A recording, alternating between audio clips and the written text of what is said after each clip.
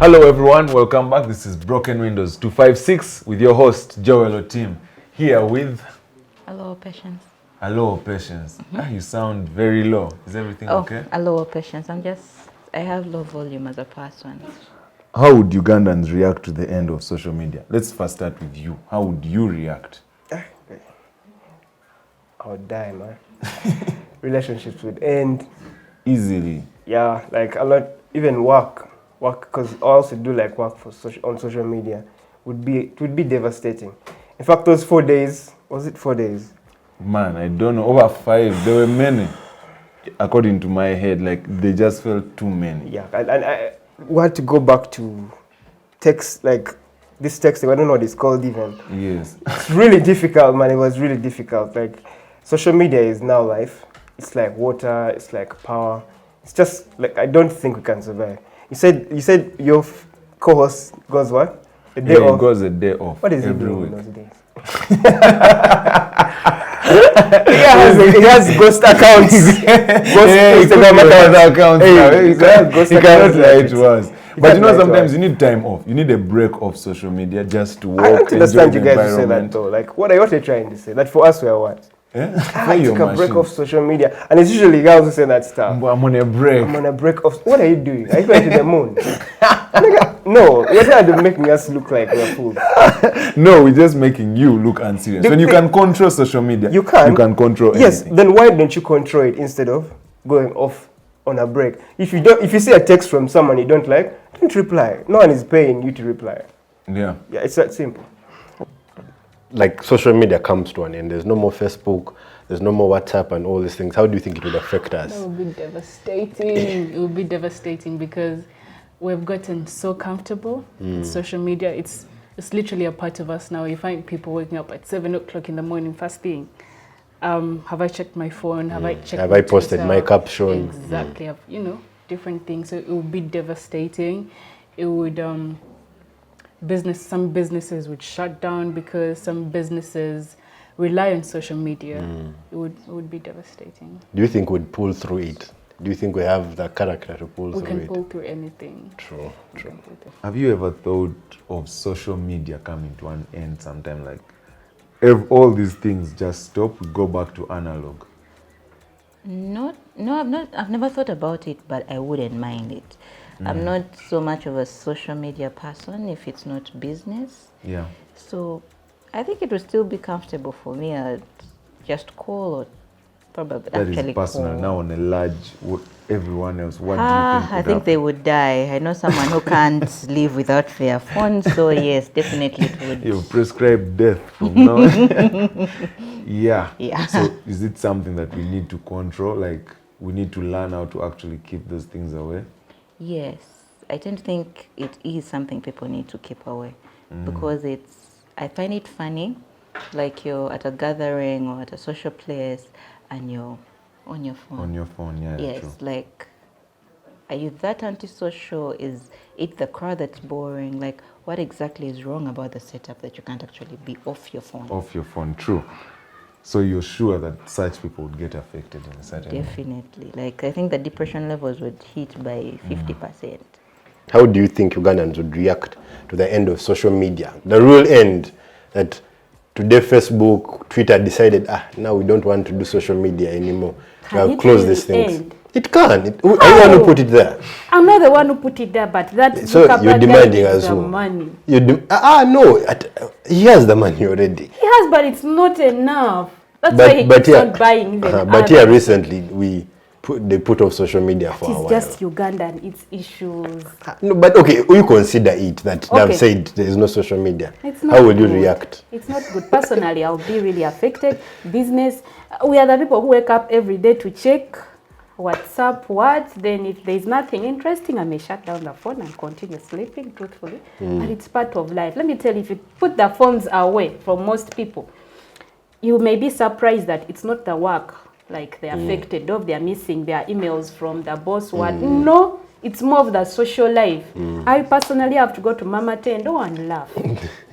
True, Seriously. true. Sometimes I have to peruse through and look at people's weird life, and it's even sad, but then I end up, you know, at But the you end know, I'm like, that is sorry. really the joy of social media. That Yes. it has given us At all. the end of that day, before it does off, I scroll through, and But that is the joy of social media. apart It's from the given- positive part of the business and the social marketing, whatever, just it has to be there.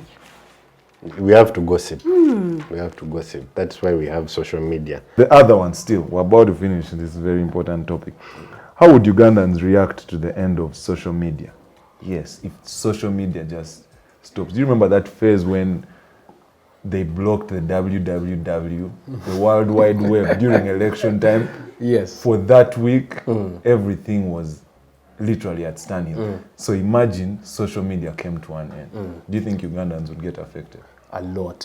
We are now having an increasingly globalized world, and our economy, both at a macro and micro level, is so plugged into the global economic machine that we would lose financially, we would also lose in terms of social capital, because today's business is so versatile and so dynamic that if you spend a week online and you're a medium or small enterprise, chances are that you'll have cut your growth back by 6 months or even a year, because of the speed, the exponential nature with which building networks and building capital is undertaken these days. But I think your argument is on a large scale, but let's get it to personal, Okay. on a personal basis.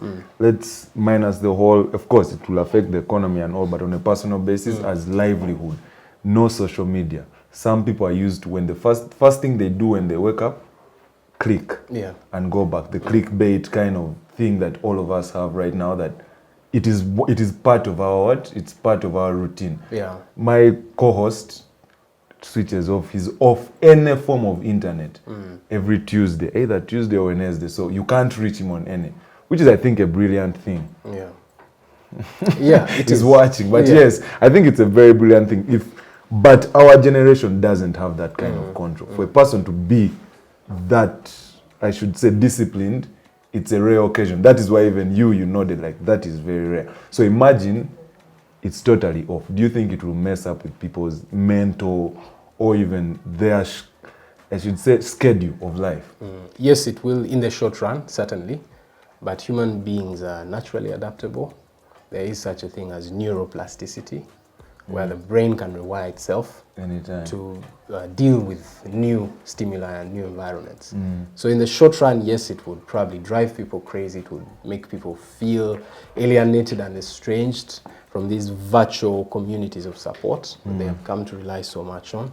Yeah. But after a while, they would normalize, they would take it within their stride. But despite us being very, very easy to adapt to something new, I think also in one of our brain structures, what they call the amygdala, that is important for emotional, like it monitors your emotions. It's the one that handles every emotion that you take in, and it handles by and large depression.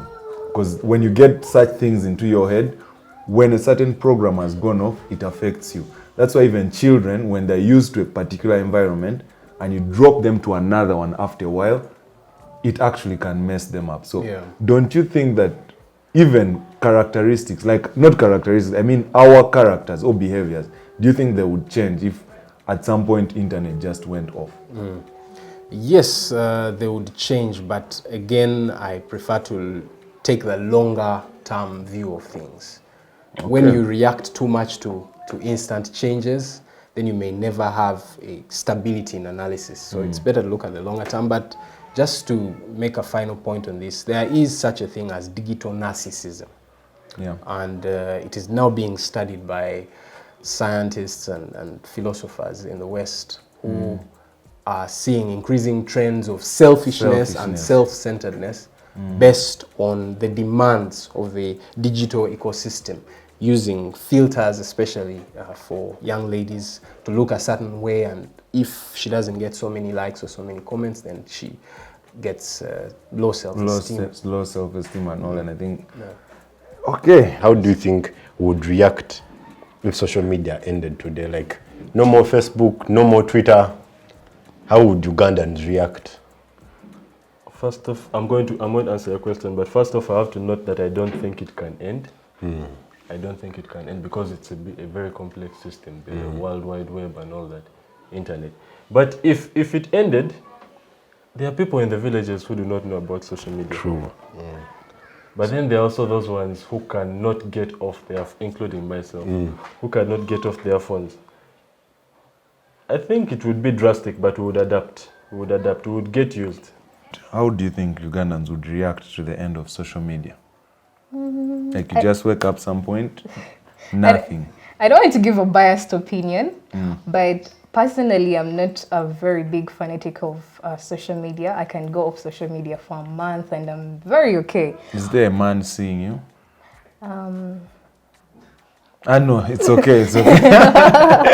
Men are seeing you, okay? Yes, yes, there is. But then, social media is not the only platform for communication. And personally, I don't believe so much in the information that's moved around on social media. So I believe in personal interaction, or if I've gone AWOL for a while, I usually call my friends. Okay, you don't load those 1,000 calls a week, 1,000 texts. No, not really. I usually do calls. I'm so big on calling people, in as much as our generation is. You call someone, they're looking at their phone, you know, like these new Androids, Android 10 and 11, the phone call will be going on and so, but the person is boldly texting, like they're ignoring your call. Like, I don't blame them. That's their nature. They would prefer texting to picking up a phone call. Yeah. But I'm very big on phone calls and social media. Though on the other hand, I know it's a really big in putting someone out there. If let's say they're trending their business on social media, it's something they rely on. So I wouldn't want to see social media come to an end, especially in our economy, Uganda. Okay. Yeah. And do you think these algorithms on social media, do you think they affect us? Yeah, definitely. Yeah, they do. Definitely. Because when me, a person who is not that so cling to social media, it does to some extent. Yeah. Yeah.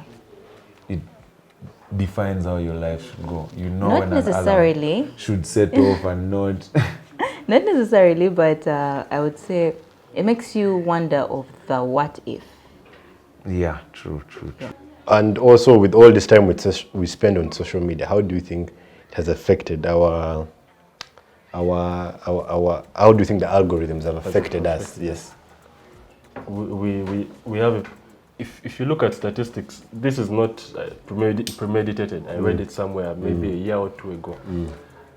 After the social media age, the human mind is only able to focus for about 8 seconds, which is just about the same time a goldfish focuses on something.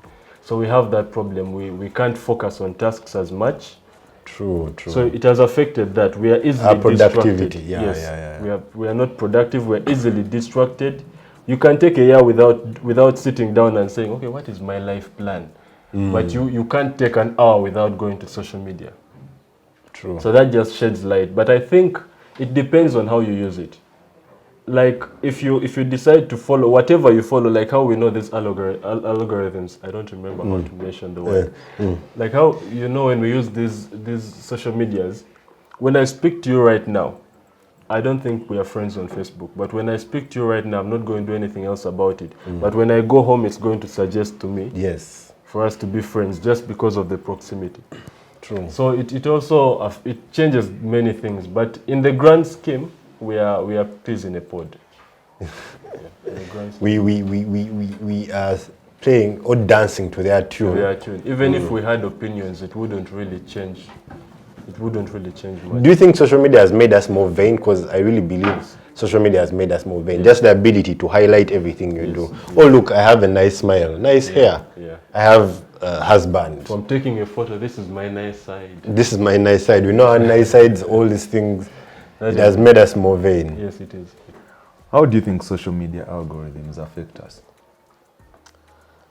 They certainly program us to respond to the content that is being pushed by those who produce the content. But social media algorithms are just mainstream media on steroids. On steroids, On yeah, steroids, true. yes.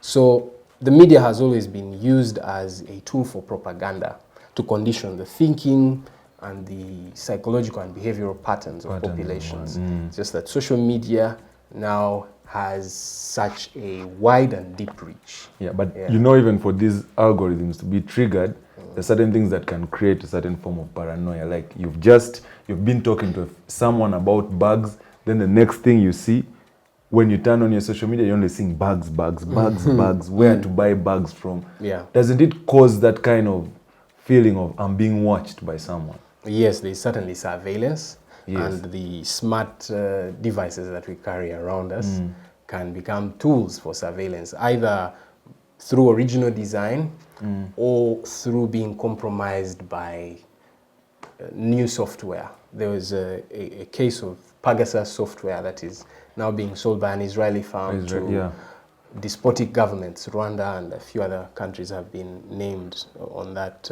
list of infamy. So they basically break through the firewall of the antivirus programs on your device and then turn on your camera, turn on your microphone and pick data. As and when they You remember at the time, I think last year, Safe Border was on the scene for selling everyone's information to particular firms. Everything, because when you're logging into some of these things, they ask for your email, and now for Safe Border, they know where you live. They know where you go every day, or in a week, how many places you go to. Yeah. Do you think that someone in this generation can actually live without social media or media at all? You would, internet? But it is a necessary evil. I'm sorry to say. We just have to develop better regulatory mechanisms. All right. Yeah, but it's a necessary evil. Okay. How do you think those algorithms affect us when they do those things of they sort of push a certain type of content? They realize you're into this, they push that. You like dresses every day. There's a new ad. Actually, media has helped me because those days I would just go and scroll.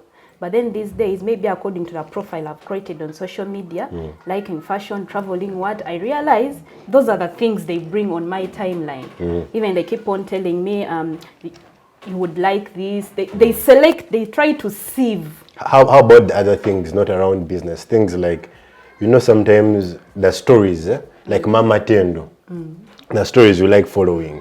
Either maybe this sort of content, you like comedy, but there are those people who are into like very, I don't know how to give this example. Very serious stuff. Not serious, but social media is like real life.